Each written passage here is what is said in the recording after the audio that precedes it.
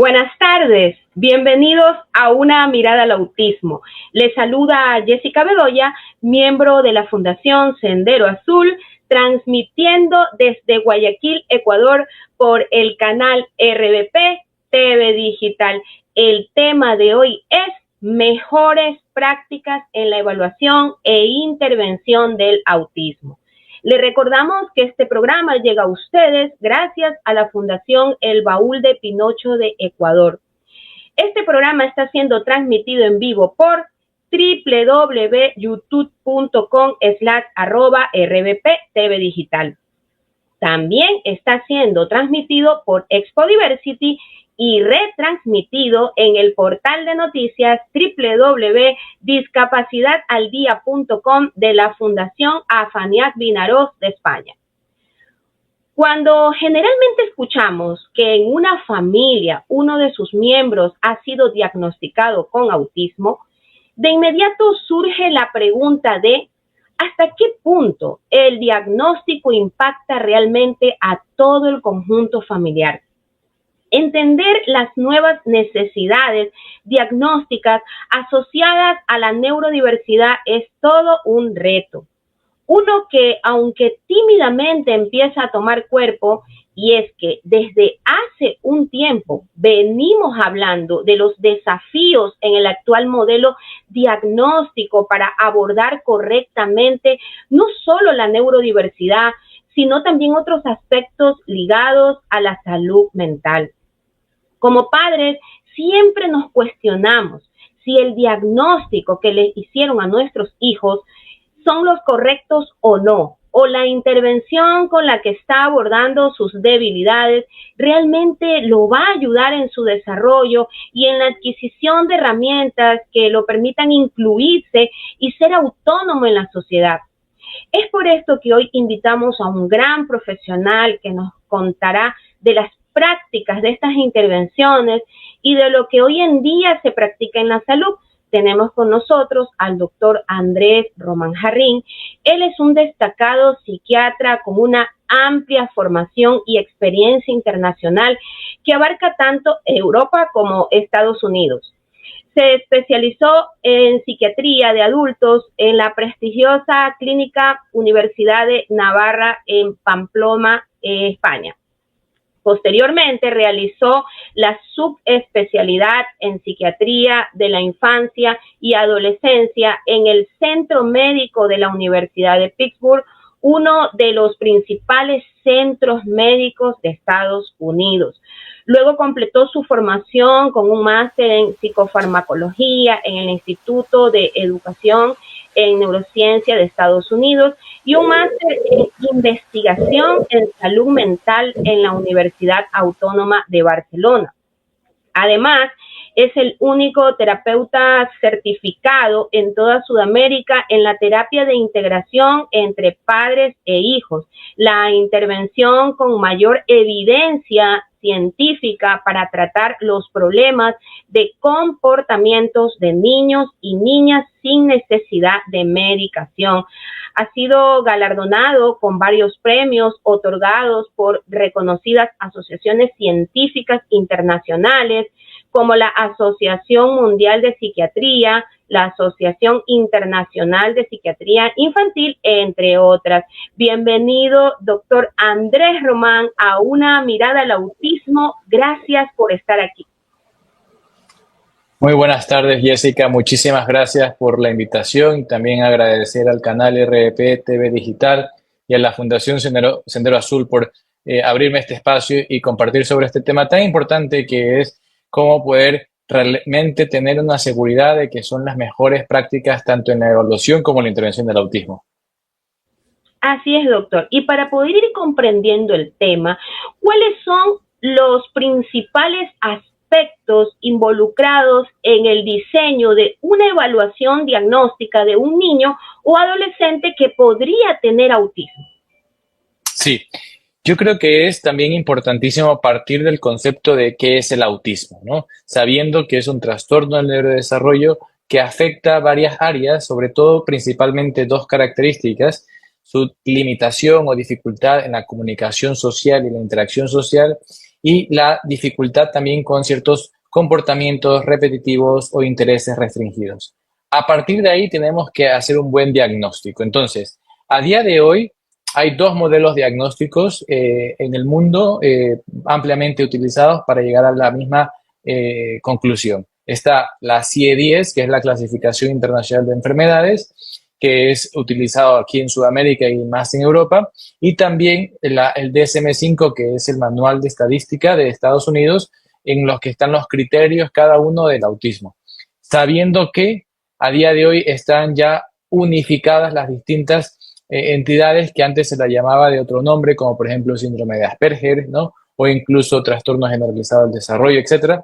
Ahora se lo ha unificado como trastorno del espectro autista porque es un campo bastante heterogéneo, es decir, no hay un solamente signo o síntoma patognomónico que nos indique que el niño o la niña está desarrolla o ha desarrollado o está desarrollando signos de autismo, sino que es un grupo heterogéneo y hay que abarcar estas dos esferas que hemos hablado, la parte de la comunicación social y la interacción social y la parte de los comportamientos repetitivos o intereses restringidos.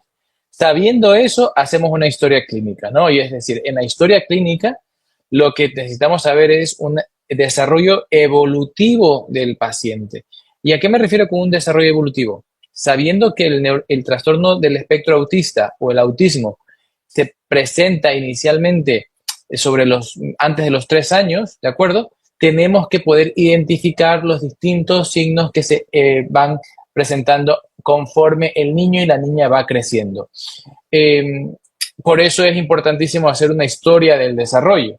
Y una historia del desarrollo que no solamente vaya aplicado a el niño en el momento, sino también a su etapa gestacional.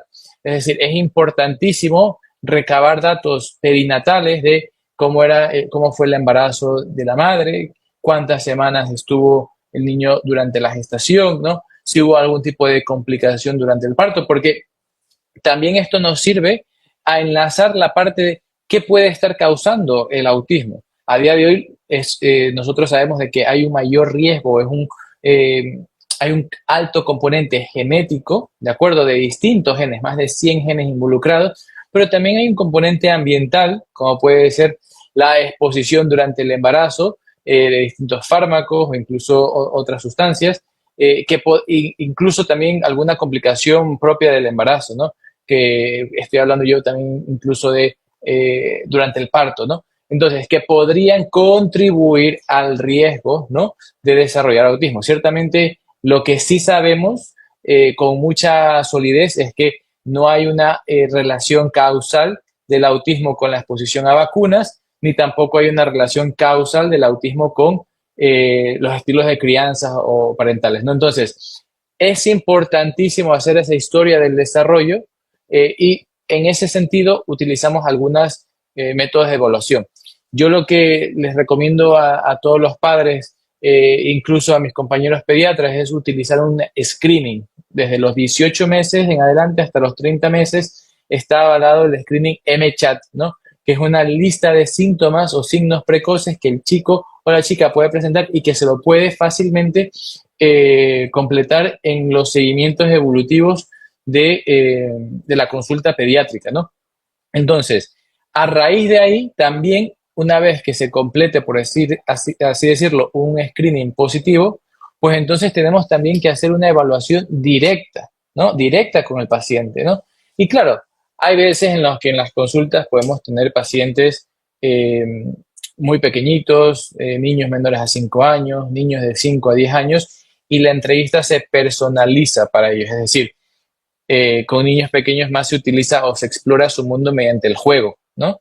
Para saber cómo ellos son capaces de entender expresiones faciales, cómo son ellos capaces de jugar con el entrevistador, jugar con el padre, si es el caso, ¿no? Saber si hay un interés por compartir ciertas actividades o incluso entender emociones desde un punto de vista muy apropiado para la edad, ¿no?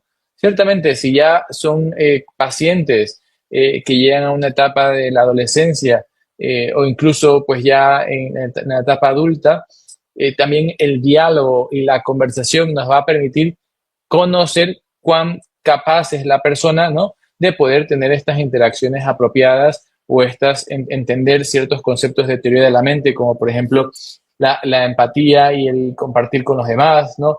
No es que los niños con autismo no sepan de empatía, claro que pueden sentir y son cariñosos también, pero también hay otro concepto que es esa empatía no tanto emocional que la hay, sino también esa empatía cognitiva que incluso puede hacer que su lenguaje sea un poco más pragmático, ¿no? Y decir las cosas, me decía un padre, me decía, es que mi hijo de repente no tiene filtros y le dice a la profesora, ya cállate, ¿no?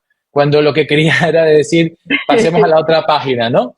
Entonces, es todo un set, ¿no? Todo un set de herramientas que se utilizan en la evaluación y no es solamente por parte del psiquiatra infantil, ¿no? Sino también es un trabajo multidisciplinar.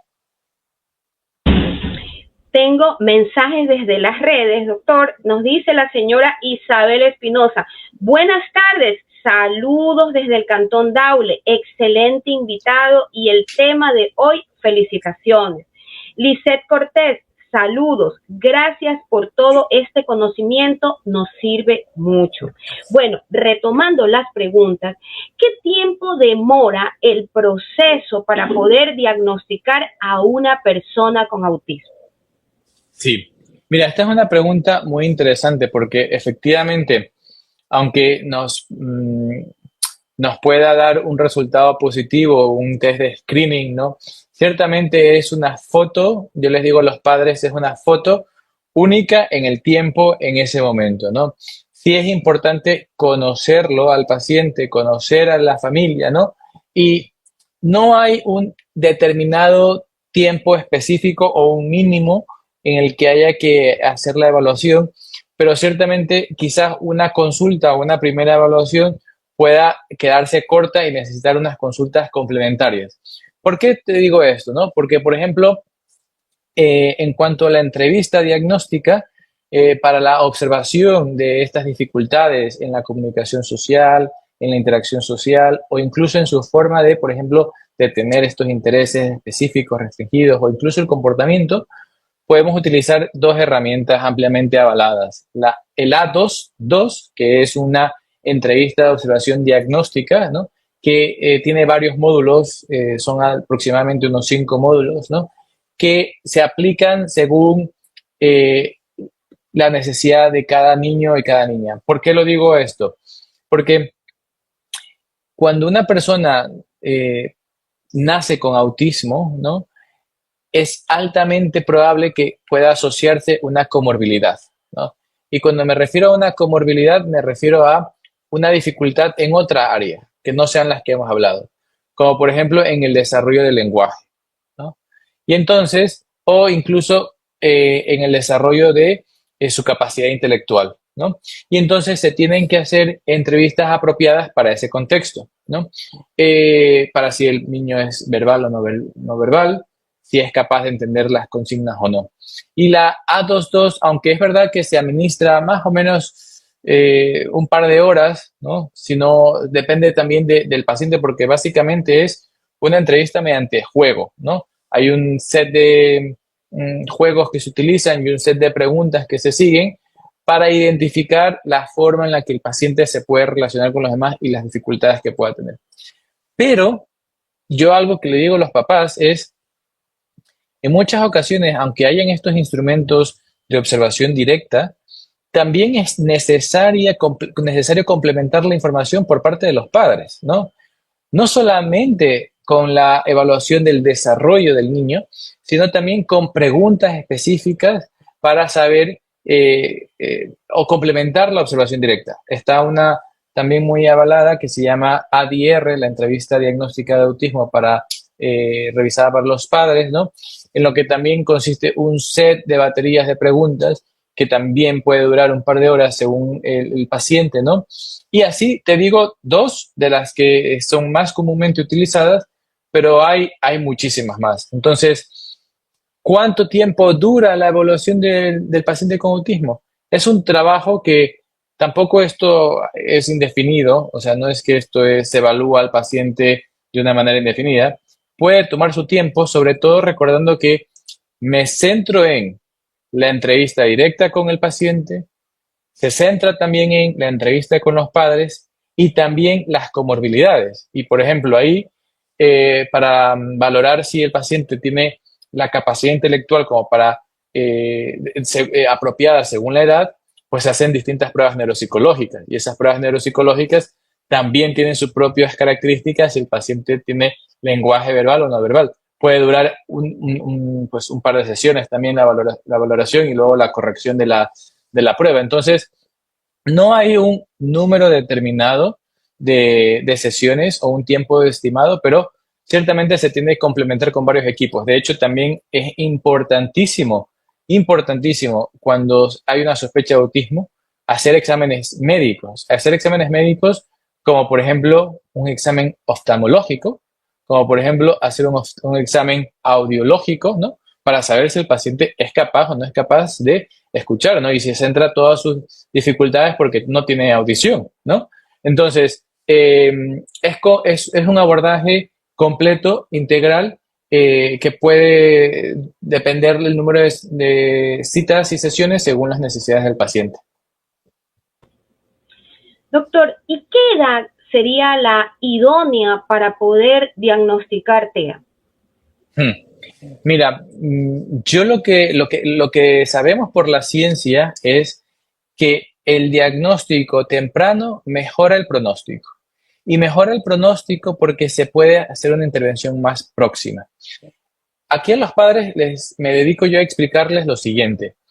Cuando el ser humano nace, en el cerebro hay una cantidad de ilimitada, casi, ¿no? Para poner el ejemplo de ramificaciones y conexiones neuronales.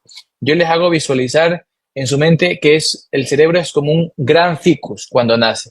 Hay muchísimas ramificaciones, muchísimas hojas, ¿no? Y eso permite también que la persona tenga una capacidad de neuroplasticidad mucho más elevada que cuando ya se pasan los 5 años, los 10 años, los 15 años, los 20 años, aunque esto no quiere decir de que perdamos neuroplasticidad, es decir, el cerebro tiene esa capacidad de neuroplasticidad y toda experiencia humana deja huella en el cerebro y configura la forma en la que estructuralmente o de actividad eléctrica del cerebro vaya a ir desarrollándose. Pero cuando son los niños muy pequeñitos, es donde tienen esa mayor neuroplasticidad. De hecho, les digo a los papás, ¿ustedes han escuchado que los niños son capaces de aprender 2, 3 idiomas cuando son muy pequeñitos?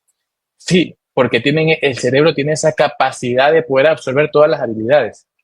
Y entonces, regresando a tu pregunta, ¿cuál es la edad ideal? La edad ideal es cuando el paciente va a la consulta, ¿no? Si el paciente va a la consulta a los 2 años, ahí es el momento de hacer todas las pruebas, o sea, primero la prueba de screening, ¿no? Si ya la prueba de screening es negativa, pues entonces no nos agobiamos con hacer un montón de baterías. Pero si la prueba de screening sí es positiva, pues entonces sí nos ocupamos, no nos preocupamos, pero sí nos ocupamos de hacer toda la evaluación diagnóstica, porque es efectivamente un tiempo de oro.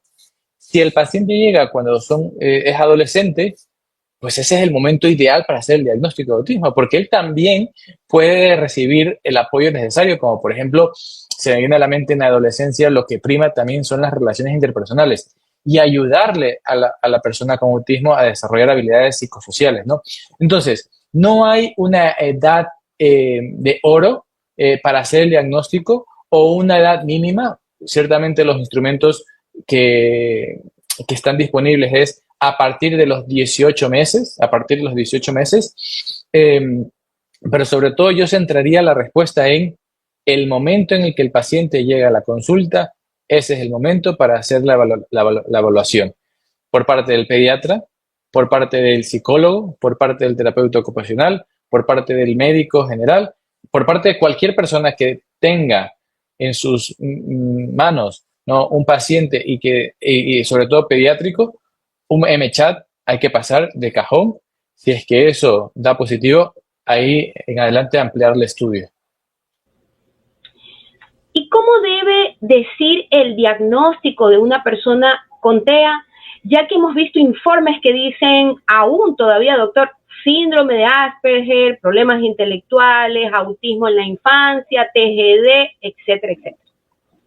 Claro, mire, comenzando un poco a explicar que antiguamente me refiero antes del 2013, ¿no? Aproximadamente por la década del 2010, sí habían distintas nomenclaturas, ¿de acuerdo? Nomenclaturas como el síndrome de Asperger, como trastorno generalizado del desarrollo, como trastorno generalizado del desarrollo no especificado, incluso síndrome de Rett, ¿no?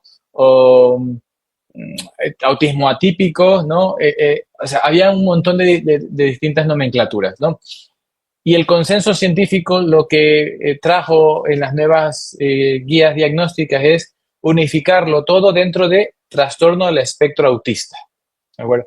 Y luego no lo clasificó tampoco por gravedad, no, sino lo clasificó según la necesidad de apoyo que tenga el paciente, ¿no? Autismo grado 1, grado 2 o grado 3, según nuevamente la necesidad de apoyo, ¿no? ¿Necesidad de apoyo en qué sentido? Por ejemplo, si el paciente es o no es verbal, si el paciente tiene una adecuada capacidad intelectual apropiada para la edad, si el paciente necesita apoyo para la adaptación en distintas áreas de la vida, personal, social, académica, ¿verdad? En base a eso, el diagnóstico de autismo a día de hoy no se lo entrega como síndrome de Asperger si el paciente tiene un alto nivel de funcionalidad, sino trastorno del espectro autista tipo 1. Pero más allá de la nomenclatura que se utilice, yo lo que les diría a los compañeros profesionales es que la entrega de un diagnóstico de trastorno del espectro autista es una entrega empática con los padres del paciente, ¿no? Porque ciertamente esto puede ser motivo de confusión, motivo de preocupación, motivo de tristeza, y ahí es donde tenemos que explicar mediante una psicoeducación paciente, una escucha activa, ¿no? Una explicación rompiendo mitos, ¿no? De que esto no se trata de una enfermedad, ¿no? Sino que se trata de una condición que puede tener estas limitaciones en estas áreas que hemos hablado y que puede el paciente ganar o desarrollar ciertas habilidades y, por supuesto, dependiendo de el nivel de funcionalidad del paciente, ¿no? Yo creo que eso es más allá de la nomenclatura que se utilice, que creo que es importante hablar en un lenguaje universal y unificarlo según los contextos actuales y no seguir con nomenclaturas previas, llegar al padre de familia que quiere a su hijo y que le preocupa la salud de su hijo de una manera empática y tranquila. ¿Qué diferentes profesionales y servicios están involucrados en estas intervenciones? Sí, desde el punto de vista tanto diagnóstico como terapéutico, el trabajo de multidisciplinar en este campo incluye desde médico general a pediatra, a psiquiatra infantil, a psicólogo clínico infanto-juvenil, terapeuta ocupacional, terapeuta de lenguaje. Y yo le digo a los padres, miren, dada mi formación en España y en Estados Unidos, he podido ver cómo la sociedad funciona ahí respecto a estas intervenciones. Allí, la primera estación del tren en el trayecto de la vida del acompañamiento a la persona autista es con el psiquiatra infantil, ¿no?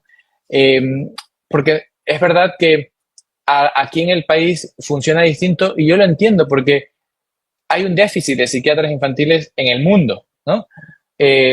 Y son los compañeros neurólogos y los neuropediatras los que han podido brindar esta ayuda a las familias.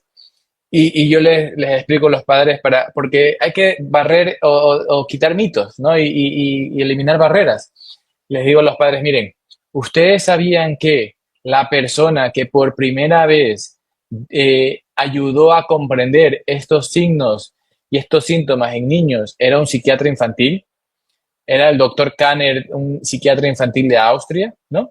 Y les voy explicando cómo va desarrollándose el campo de la psiquiatría infantil para ayudar a niños con autismo, niños con otros problemas de neurodesarrollo, y que no sientan que al llegar o que exista la figura de un psiquiatra infantil es porque hay más gravedad o hay necesidad incluso de medicarle al niño, ¿no? Sino forma parte integral del equipo. Y ahí entonces, regresando a tu pregunta, ciertamente es un equipo multidisciplinar, ¿no? Y yo enfatizo muchísimo en la terapia de lenguaje y también en la terapia ocupacional, porque ahí es donde se pueden ganar distintas habilidades necesarias para un sano crecimiento de cualquier niño y niña, ¿no? Tengo un comentario desde las redes. Ingrid Andrade nos dice, buenas tardes, gracias por ayudarnos a conocer más acerca del autismo. Continuando con las preguntas, doctor, ¿todos los niños con autismo necesitan medicamentos farmacológicos? Muy buena pregunta. Y yo te diría que vamos a explicar esta parte de la intervención médica, ¿no? Y regresando a los conceptos, porque yo creo que cuando nosotros entendemos los conceptos, podemos entender claramente cuáles son las necesidades de tratamiento que se pueden brindar a estos pacientes. No hay una medicación que trate los síntomas nucleares del autismo. Y para las personas que recién se están conectando, los síntomas nucleares del autismo son dificultades en la comunicación social, en la interacción social, como por ejemplo entender expresiones faciales, jugar de manera compartida con los demás, mostrar sus intereses, tener un juego imaginativo, hacer un buen contacto visual, poder tener una buena resonancia afectiva y entender las emociones de los demás, ¿no? O incluso pues que la conversación no sea un monólogo, sino sea un diálogo. O también, por ejemplo, que la persona pues ver si tiene algún tipo de dificultad sensorial con los sonidos, con las texturas, cómo son de rígidos a la adaptación de cambios, si tienen unas rutinas muy marcadas, ¿no? Si hay algún tipo de ritual o una conducta repetitiva que tiene que hacer, o incluso si existen movimientos estereotipados como aleteo o movimientos metanos. Entonces, entendiendo que estos son los síntomas nucleares del autismo, no hay ninguna medicación que vaya dirigida a tratar estos síntomas. Para estos síntomas son todas las intervenciones psicosociales. La medicación tiene su espacio por supuesto, cuando se asocian distintas comorbilidades, ¿no? Y aquí lo que yo les digo a los padres es lo siguiente. Así como el corazón tiene derecho a recibir un tratamiento, ¿no? Cuando hay una afectación del corazón, lo mismo pasa cuando hay una afectación en el cerebro, ¿no? Hay necesidad de dar una medicación, pues entonces se ofrece el tratamiento, ¿no? En el caso del autismo, y es curioso, ¿no? Pero está altamente asociado por su proceso neurobiológico, condiciones de agresividad o una irritabilidad marcada, ¿no? Y entonces, en ese caso, por ejemplo, sí hay distintas intervenciones médicas que se pueden ofrecer. Y no solamente médicas, y aquí voy a hablar un poquito acerca de los micronutrientes de amplio espectro. Los micronutrientes de amplio espectro es una primera pauta que puede ser un tratamiento conservador para el manejo de la regulación emocional de niños y niñas con autismo, con padres que no quisieran iniciar un tratamiento farmacológico en primera línea. Son más de 20 o 30 minerales y vitaminas a dosis suprafisiológicas que actúan como cofactores para un buen desarrollo o funcionamiento mitocondrial, celular y también en la producción de distintos neurotransmisores y hormonas que necesitamos como seres humanos. Y la evidencia nos indica que, aunque es un estadio temprano de evidencia, que puede facilitar muchísimo en la regulación emocional de niños con autismo. De hecho, hay una universidad en Arizona que actualmente está haciendo un ensayo clínico al respecto sobre esto. Pero lo que sí tenemos a día de hoy, ¿no? Aprobado, que es un tratamiento tanto seguro como eficaz, es la medicación neuroléptica, específicamente el aripiprazol y la risperidona, ¿no? Y estas dos moléculas ayudan muchísimo a la regulación emocional y a controlar la irritabilidad y la agresividad. Entonces, ¿cuándo hay un espacio para la medicación? Cuando el paciente tiene marcadas dificultades, como por ejemplo episodios de autoagresión, ¿no? Yo, de hecho, durante mi estancia y formación en Estados Unidos, trabajé en uno de los pocos centros que tiene una unidad de hospitalización para personas con autismo, tanto niños como adolescentes y adultos, ¿no? Y era muy frecuente ver, claro, por supuesto, eran niños que necesitaban gran apoyo, ¿no? Episodios de autolesiones. Autolesiones como pegarse en la cabeza, ¿no? O sea, golpearse contra la pared, morderse, ¿no? Darse manotazos, rasguñarse, ¿no? Y a veces, y no solamente contra ellos, sino a veces incluso hasta contra sus propios padres o cuidadores. Entonces, ciertamente nosotros no queremos que una persona sufra, ¿no? Y la medicación en este caso es una gran ayuda para evitar estos problemas de irritabilidad y agresividad. Pero también, Jessica, yo diría que hay un espacio en la medicación para otras comorbilidades. De hecho, el trastorno del espectro autista también está asociado con el trastorno de déficit de atención e hiperactividad, ¿no? Y entonces también tratamiento psicoestimulante o no psicoestimulante con distintas moléculas, por nombrar algunas como las anfetaminas, el metilfenidato o la guanfacina, la clonidina, ¿no? Pueden ayudar también a mejorar síntomas de hiperactividad, de impulsividad y también de disregulación emocional. Pero no nos quedemos solamente con los trastornos del neurodesarrollo, sino también vamos hacia otros tipos de comorbilidades que puede presentar un paciente con autismo, como puede ser ansiedad y depresión.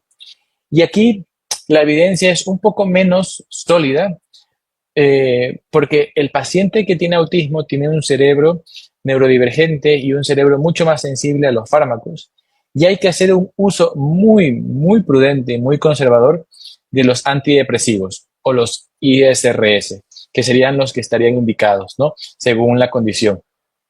Se podría empezar a dosis muy, muy bajitas para saber cómo el paciente tolera y cómo responde a una dosis mínima, ya que el paciente con autismo puede tener una sensibilidad más marcada a distintos tratamientos médicos. Entonces, regresando a tu pregunta, y perdona que me haya extendido en la respuesta, el tratamiento médico tiene lugar sobre todo para la comorbilidad que presente el niño con autismo. Doctor, hay más mensajes desde las redes. La señora Zoila nos dice, buenas tardes. Iván Carrión nos dice, muy valioso este programa. Les saludamos desde Mágicos Colores TEA, desde Paltas Loja. Un abrazo, Iván, gracias por vernos. Mar nos dice, buenas tardes, saludos desde Pereira, Colombia. Gracias, Mar, por conectarte con nosotros. Lizeth Cortés, doctor, por favor, ¿nos puede explicar un poquito más sobre la estereotipia? Gracias, muy amable. Sí, claro. Las estereotipias o específicamente los movimientos estereotipados son conductas que los pacientes con autismo pueden presentar, tales como los movimientos de aleteo, ¿no? El movimiento de manos, ¿no? Que puede ser tanto con irritabilidad como con excitabilidad, como en momentos de frustración, o con otros movimientos estereotipados, que significa básicamente que no hay un propósito en concreto, ¿no? Como puede ser el movimiento de balanceo de hacia adelante o hacia atrás, ¿no? Y a veces, en muchas ocasiones, estos movimientos estereotipados que no tienen un propósito en general, ayudan a la persona a calmarse, ¿no? Ayudan a la persona a calmarse. Y entonces, en situaciones o en distintos contextos, pueda que no sea apropiada ese movimiento, pero el paciente sí puede tener, y dependiendo también del contexto y la funcionalidad de la persona, control sobre esos movimientos y decirle, pues, a Juanito, por ejemplo, ¿no? Por poner un caso ficticio, ¿no? Si están en un restaurante, están todos en familia y le traen su plato favorito y él se empieza a entusiasmar y alegrar y empieza a hacer estos movimientos, no cortarle bruscamente, sino de decirle a tu niño o a tu niña, ¿no? Que tiene esta condición, ¿no? Que controle un poco ese movimiento, porque al final del cabo le está calmando, ¿no? Hay otros movimientos estereotipados que no tienen necesariamente que producir esta calma, y entonces hay ciertos movimientos que con distintas terapias de conducta se pueden modificar. Doctor, ¿y desde qué edad se puede medicar a un niño con autismo y qué efectos secundarios tiene una persona que consume medicamentos psiquiátricos? Sí, realmente, nuevamente, no hay una edad mínima en la cual se pueda iniciar. Ciertamente vamos a intentar ser lo más conservadores posibles, porque tampoco tenemos mucha evidencia científica del efecto de distintas medicaciones en el cerebro de niños y sobre todo el efecto a largo plazo de esta medicación.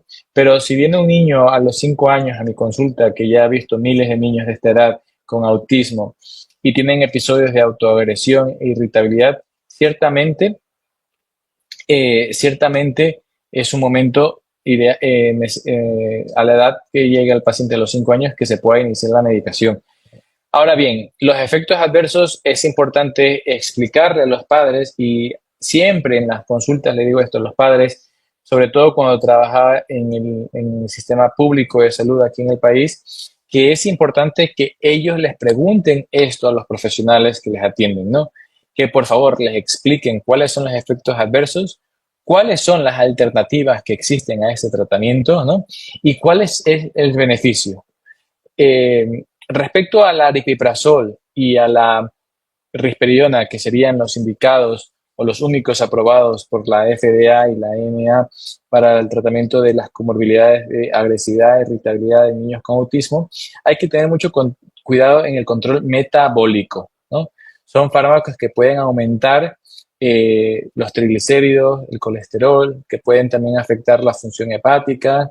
Hay que pedir exámenes cada 3 meses de función renal, función hepática, perfil lipídico, ¿no? Y también tener en consideración síntomas extrapiramidales, ya que la medicación lo que actúa es bloquear los receptores de dopamina, ¿no? Y puede provocar rigidez muscular, entumecimiento, rueda dentada. Entonces, hay que ir dosificando progresivamente la dosis y ciertamente a largo plazo no sabemos los efectos adversos a largo plazo con el uso de los niños, entonces por eso es importantísimo hacer un uso muy prudente y conservador. Producción, coloque el comentario de YouTube. Ingrid Lastenia nos dice, tengo un sobrino de 10 años, él tiene autismo grado 3. Él nunca había intentado agredir, pero últimamente está empezando a querer agredir. ¿Quizás alguna causa, doctor? Bueno, yo lo que diría ahí es, entonces tenemos que entender ahí cuál es la función que tiene ese comportamiento en esta familia, ¿no? ¿Por qué lo digo esto? Porque antes de entrar con la medicación, y sobre todo en esta etapa en la que estoy escuchando del hijo o familiar de Ingrid, en la que está recién queriendo o mostrar estas conductas de agresividad, quizás la terapia de modificación del comportamiento es la adecuada. Y esto nos da paso para hablar acerca de ciertas intervenciones que tienen evidencia científica en el tratamiento del autismo. Hay varios modelos y ciertamente como el autismo es una condición heterogénea, es decir, no hay un niño con autismo igual a otro niño con autismo, ¿no? Se recomienda hacer un modelo ecléctico de intervención psicosocial. Cuando me refiero a un modelo ecléctico, quiero decir que combine tanto técnicas de modificación de conducta o basadas en la teoría del aprendizaje, como puede ser la terapia ABA o análisis aplicado al comportamiento, o también otros tipos de modelos más naturalistas que se centran en el desarrollo del paciente y están orientadas a un objetivo en concreto, ¿no? Para modificar esta conducta. En mi caso en particular, ¿no? La terapia que yo hago es una terapia que se llama PCIT o terapia de interacción padres e hijos, que está principalmente diseñada para el control de conductas o comportamientos disruptivos, como puede ser la agresividad. Y aunque hay que adaptarla para los pacientes que tienen autismo, uno de los principios que se fija o se basa en la terapia es en el reforzamiento positivo de las conductas que queremos ver y la extinción de respuesta de conductas inapropiadas que no queremos ver. Entonces, en el caso de, de la audiencia o de la televidente, ¿no? Que nos preguntaba sobre este niño que recién está empezando a querer a mostrarse irritable, yo iría, vamos a irnos un poco atrás a cuáles son los antecedentes que pueden ocasionar que esta persona esté mostrándose más irritable, como por ejemplo puede ser si tiene hambre, si tiene dolor, si tiene algún tipo de necesidad física, ¿no? Cubriendo esas necesidades, analizar cuál es la situación o el contexto en la que se está mostrando irritable y, y si es una conducta que no causa una mayor gravedad o riesgo para él o para los demás, se puede aplicar la extinción de respuesta para que él no reciba ningún tipo de recompensa o también aplicar el reforzamiento positivo enseñándole, ¿no? las, eh, las conductas que queremos ver. Ciertamente, al tener el contexto de autismo grado 3, hay que ir a terapias basadas en evidencia como la terapia ABA y si hace falta recurrir a apoyarle con medicación. Producción, ¿puede colocar el comentario? Bien, Arte Manía nos dice, buenas tardes, gracias por la información. Por favor, ¿me podría explicar qué vitaminas o suplementos sirve y es recomendado su uso continuo de manera generalizada para un niño con autismo, doctor? Sí, bueno, yo lo que les diría es lo siguiente a la audiencia, y es que a día de hoy lo que nosotros sabemos es que no hay, vamos a refrasearlo.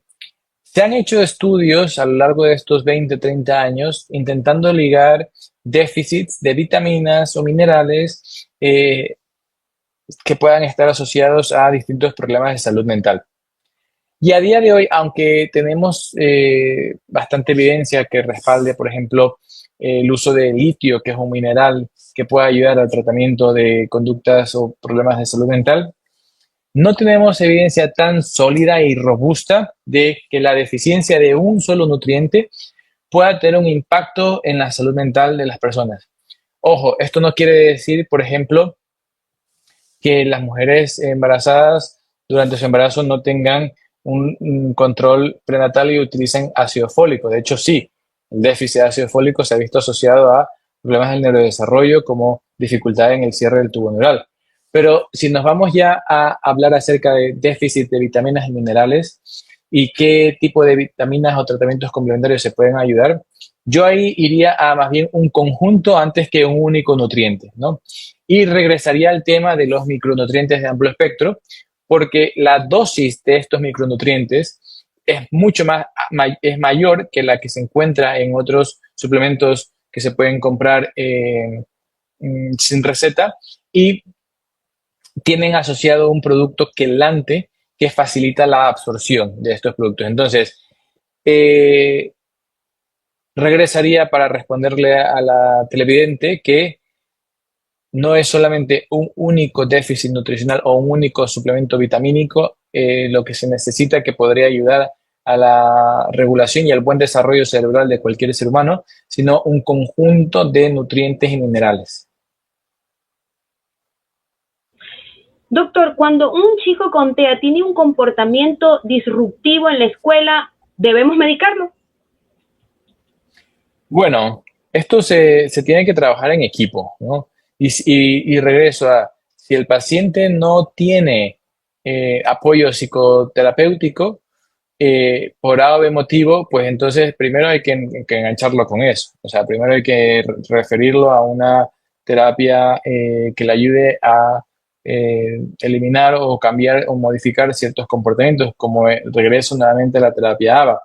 Pero si eso no hay disponibilidad, porque pueda que esté en la sierra, en una zona geográfica de difícil acceso a una ciudad grande, pueda que esté en la Amazonía, que tenga un difícil acceso a un recurso de salud, pues entonces hay que apoyarle con medicación, pero no se trata de solucionar el problema con la medicación, sino de apoyarle a él mientras se van implementando otras técnicas.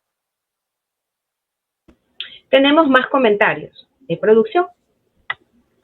Martín Vilatuña nos dice, buenas tardes, doctor, muchas gracias, muy valiosa información de en qué ayuda la equinoterapia y piscina a niños con autismo. Aparte del diagnóstico, puede tener otra condición como hiperactividad.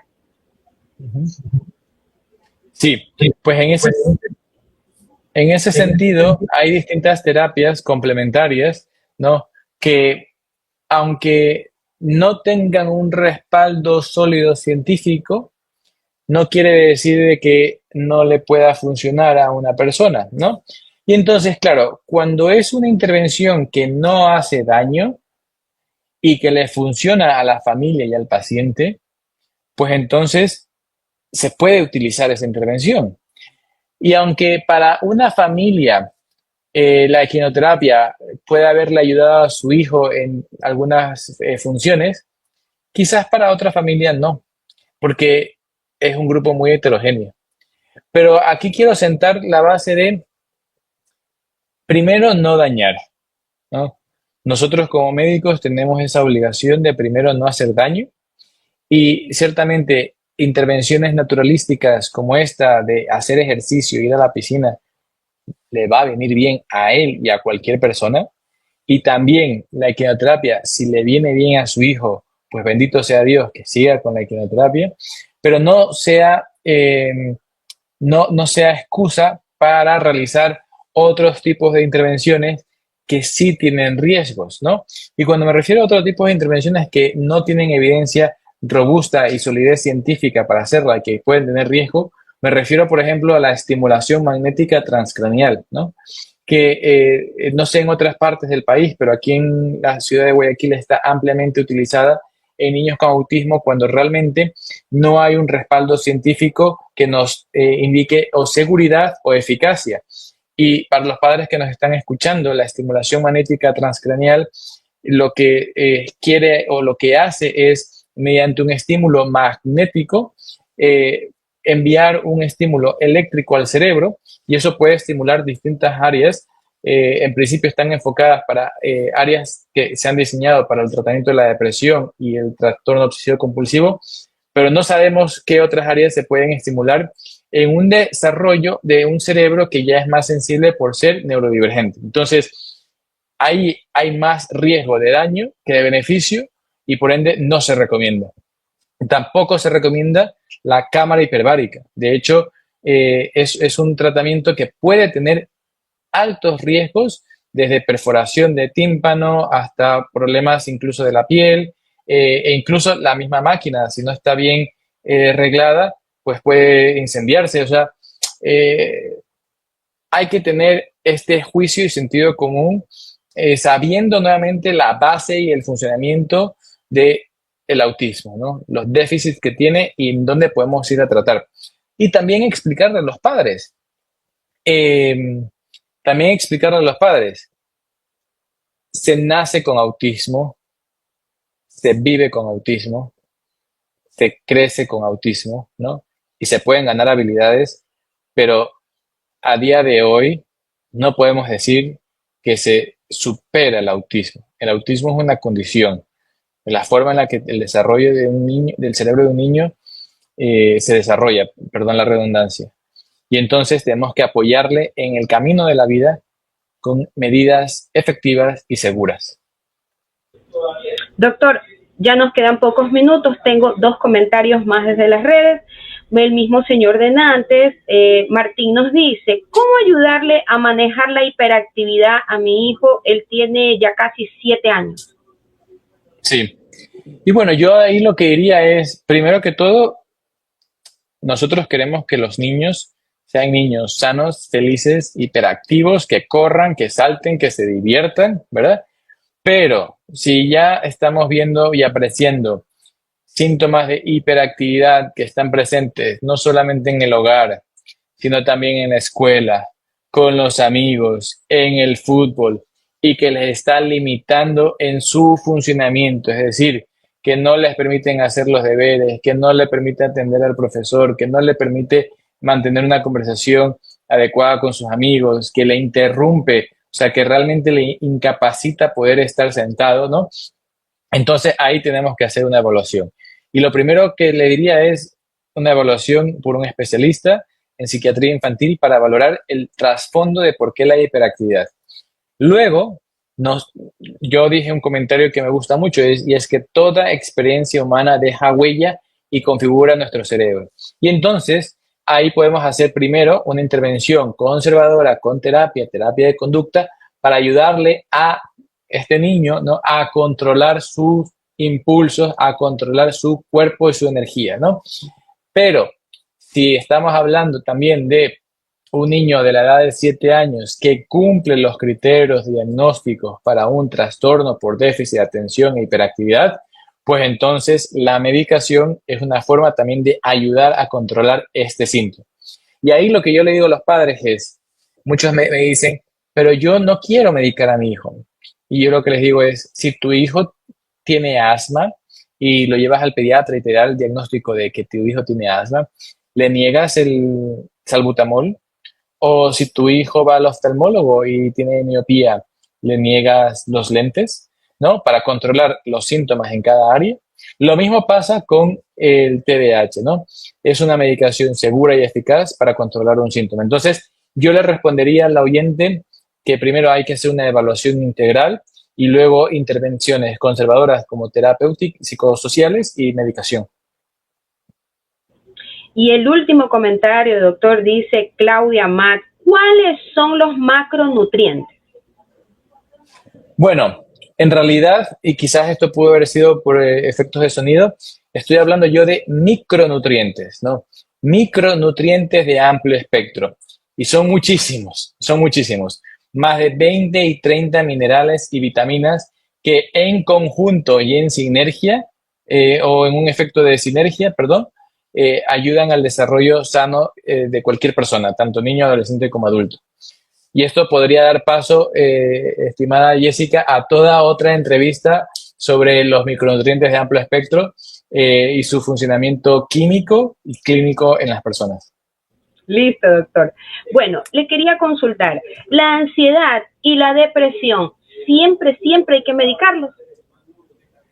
No, no siempre hay que medicarlo. Y de hecho, en el año pasado salió un estudio porque en la medicina es verdad que el famosísimo dicho, nunca dejamos de estudiar, ¿no? Y el médico que no esté en constante preparación y actualización, pues ciertamente vamos a dejarlo ahí. O sea, es decir, necesitamos siempre estar en constante actualización y formación continuada, sobre todo para brindar la mejor ayuda a los pacientes. En este estudio clínico publicado el año pasado, ¿no?, se veía que para el tratamiento de la depresión, sobre todo de la depresión recurrente, la medida más eficaz, ¿cuál era? ¿Qué crees tú, Jessica, que era la medida más eficaz para el tratamiento de la depresión recurrente o persistente en este estudio? La terapia. Casi, el baile. Imagínate. ¿En serio? El movimiento. El baile como terapia. Como terapia, efectivamente, por encima de la misma psicoterapia y por encima de la misma medicación. Entonces, no siempre hay que tratar a la ansiedad y a la depresión con fármacos, y de hecho esto también daría paso a otra entrevista porque yo ejerzo la medicina y la psiquiatría integrativa, en la que mediante habilidades, utilizando nuestro propio cuerpo, que se llama medicina psicocorporal, podemos tratar ansiedad y depresión sin medicación. Doctor, ¿qué papel juega la familia en el diseño de la estrategia terapéutica? El rol es fundamental. Es un rol fundamental porque por más que un profesional esté bien preparado y bien intencionado para darle distintas pautas, si la familia no la aplica, pues entonces no funciona la pauta, ¿no? Si la familia no aplica el tratamiento médico, si la familia no aplica el tratamiento psicológico, entonces nos quedamos sin ayudar al paciente. Entonces, hay que hacer equipo con la familia, y hacer las cosas que les den a ellos confianza y seguridad y que tenga éxito, ¿no? O sea, es decir, si la familia no ve mejoría, pues muy difícilmente vaya a continuar, ¿no? Entonces tenemos que ir también a un tratamiento personalizado con los objetivos a los que la familia también quiera avanzar. Esto ciertamente es fundamental en un buen tratamiento. Tengo que leerle este comentario porque el señor Martín Vilatuña le dice a usted muchas gracias, doctor. ¿Ya? Muchas gracias. Claudia Mac nos dice otra entrevista, así que nuevamente está invitado, doctor. Bueno, ya para finalizar, quisiera que nos indique las últimas recomendaciones para los padres de chicos con TEA de lo que hemos platicado hoy. Bueno, yo les diría que tengan en su equipo a todo un conjunto de profesionales, desde la psiquiatría infantil a la psicología infantil, a la terapia de lenguaje, terapia ocupacional, ¿no? Para que le puedan brindar un apoyo continuado, ¿no? E integral a tu hijo y con autismo. Y también incorporar importantísimo, actividades que se afiancen en la familia y que se supongan de apoyo, como puede ser la buena relación intrafamiliar, la comunicación en la familia, el deporte, el compartir juntos, ¿no? La nutrición balanceada.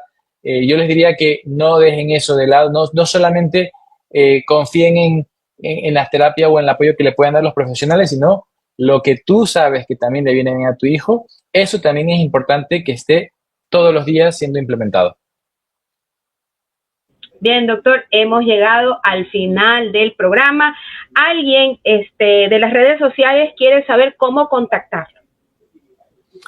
Bueno, pues pueden contactarme a mi red social de @doctor.andresromanjarrin y ese es el primer medio de canal que tengo. Yo es verdad que no soy muy activo en las redes sociales, pero por ahí me pueden contactar.